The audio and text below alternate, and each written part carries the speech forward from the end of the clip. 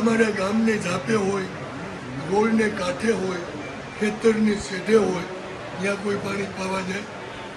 તો all India, આખું world અહીંયા પાણી પાવા શા માટે આવે? આ પીપળો આજથી 5,500 વર્ષ પહેલાં જ્યારે મહાભારતનું યુદ્ધ થયું તઈ 100 કૌરવ ભાઈઓ મરાણા હતા.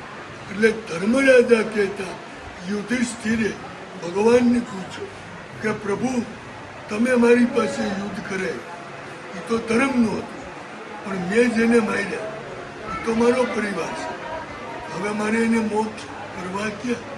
તો કે તમે અર્શેક તીર્થની જાત્રા કરો અને જે તીર્થમાં પૂર્વ વાહિની સરસ્વતી, આ નદી છે એનું નામ છે સરસ્વતી, એ સૂર્યની સામે 450 ડગલાનું આહવાન કરી ત્રિવેણી સંગમ સોમનાથ દરિયામાં ભળી જાય.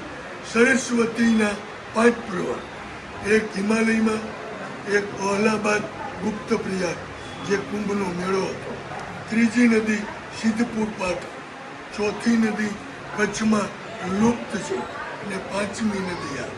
એટલે 5 પાંડવો, દ્રૌપદી અને કુંતા માતા બધા તીર્થોમાં ફરતા ફરતા અહીંયા આવી, અહીંયા તર્પણ કરી, પિંડદાન કરી.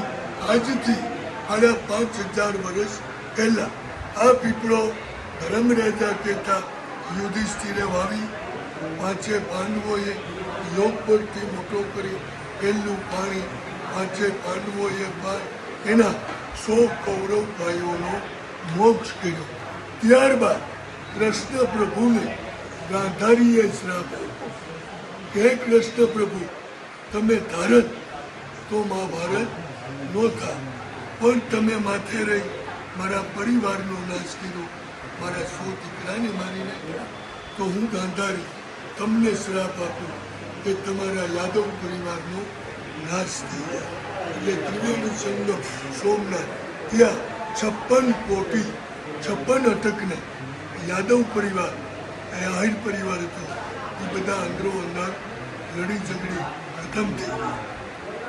કૃષ્ણ પ્રભુએ અહીંયા પાણી રેડી યાદવ કુળની મોક્ષ ગતિ કરી અને આ પીપળાને કૃષ્ણ પ્રભુએ વરદાન આપ્યું કે આ કળિયુગમાં કોઈ પણ મનુષ્ય કોઈ પણ ટાઈમે સવાર, બપોર, સાંજ, અડધી રાત જમીને કે ભૂખ્યા પેટે અહીંયા પાણી પાહે ને એના 5 પેઢીના પુત્રોને મોક્ષ દેવાની જવાબદારી મારી. એટલે 100 વાર કાશી ને 1 વાર પ્રાસી, પાછું જમણા હાથમાં પાણી.